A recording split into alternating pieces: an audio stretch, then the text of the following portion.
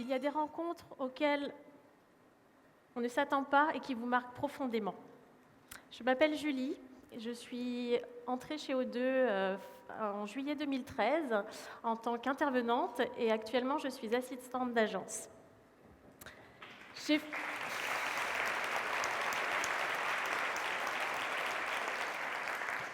J'ai fait une telle rencontre avec un client originaire d'Arras.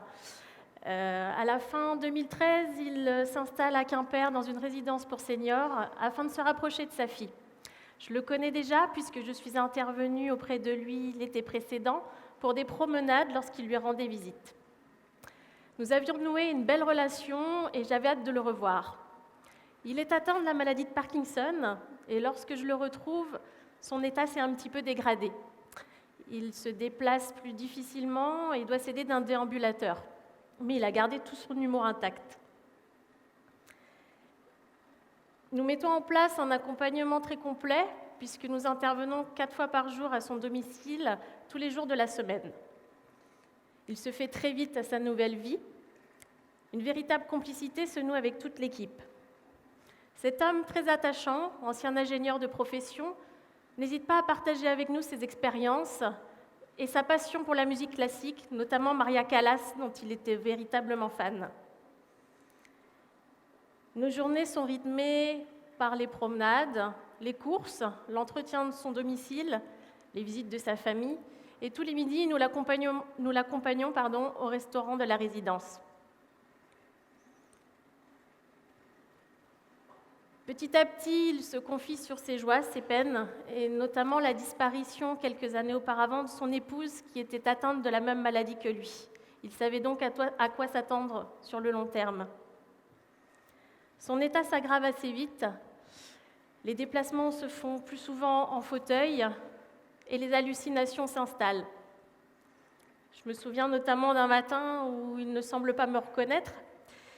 Je le vois prendre son téléphone et il contacte sa fille. Et là, il lui dit « Chérie, je comprends pas, il y a un éléphant d'Asie au milieu de mon salon. Il est avec moi dans la pièce, sympa. » Il faisait également une fixation sur les bananes, allez savoir pourquoi. Et c'est l'infirmière qui en a fait les frais un matin. Il l'a poursuivi dans tout l'appartement avec son déambulateur, car il l'avait prise pour une indigène qui voulait lui voler ses bananes. Avec sa fille, que je vois toujours aujourd'hui, nous nous remémorons tous ces moments un peu délirants qui nous ont tant fait rire. À l'été 2014, son état s'aggrave, il perd l'appétit et il est alors hospitalisé. Le verdict tombe. Sa fille nous annonce qu'il est atteint d'un cancer de l'estomac très agressif. Il se confie alors sur ses désirs de fin de vie.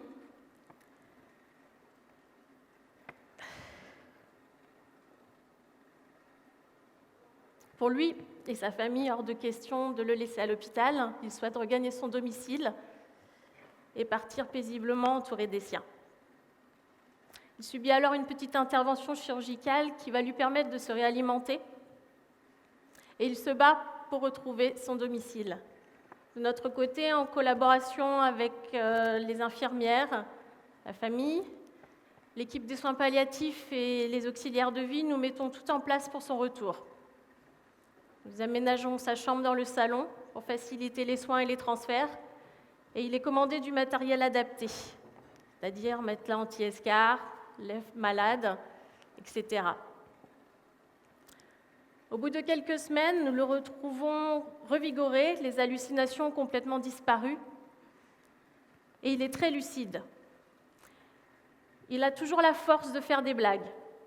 Un matin, je lui apporte son petit déjeuner. Il semble dormir encore, je m'approche tout doucement de lui, et là il me crie « Bouh, tu as cru que j'étais mort, hein ?» Il arrivait toujours à dramatiser la situation, et il prenait soin de nous, il nous remontait le moral. Il aimait beaucoup que je lui fasse un shampoing, il était très coquet, il me disait que son épouse ne supporterait pas de le voir débarquer au paradis avec une mèche rebelle. J'ai beaucoup apprécié ces moments où j'ai pu encore échanger avec lui, notamment grâce au livre Histoire de mes envies et les nombreux albums photos qu'il adorait feuilleter avec nous. Mais les semaines passent et il souffre de plus en plus. Il me confie qu'il reste pour sa fille car elle n'est pas prête à le laisser partir. À chacune de ses visites, il a un regain d'énergie incroyable. C'est sa manière à lui de la préserver. Ça devient difficile pour nous, car même en tant que professionnels, un lien très fort s'est créé entre nous. Et il ne faut pas s'attendre à faire des miracles. Il faut simplement être là pour lui, lui tenir la main. Je passe presque plus de temps avec lui qu'avec ma famille. Et à ce moment-là, l'aide et l'écoute des psychologues de l'équipe des soins palliatifs ainsi que des encadrants de l'agence m'ont beaucoup aidée. Le dialogue, au fur et à mesure, devient de plus en plus complexe. Nous communiquons essentiellement par le regard et les gestes. Jusqu'à ce jour, 31 mars 2015, où lorsque je suis arrivée, il avait beaucoup de difficultés à respirer. Il m'a tendu la main, a esquissé un sourire, une larme a coulé sur sa joue, et j'ai compris dans son regard qu'il me disait au revoir. J'ai alors contacté sa fille et son médecin, qui sont arrivés assez vite à son chevet. Et là, le médecin nous a annoncé qu'il s'en allait tout doucement. Sa fille s'est alors approchée de lui a chuchoté à l'oreille qu'il pouvait partir, qu'il ne fallait pas qu'il s'inquiète pour elle. Et au bout de quelques minutes, un grand silence a envahi la pièce. Il était parti, paisiblement, comme il le souhaitait. Je suis restée un long moment avec sa fille à le regarder, comme si le temps s'était figé. C'est très difficile à exprimer, c'était très triste, mais à la fois très beau, car nous avions exaucé son souhait. Cette expérience, c'est celle d'un partage, d'une découverte de l'autre, mais aussi de soi-même. Face à l'endurance, au courage et à l'humour de cet homme, j'ai reçu bien plus que je n'ai donné. Cet accompagnement a été très fort et je le prends comme un cadeau. Merci.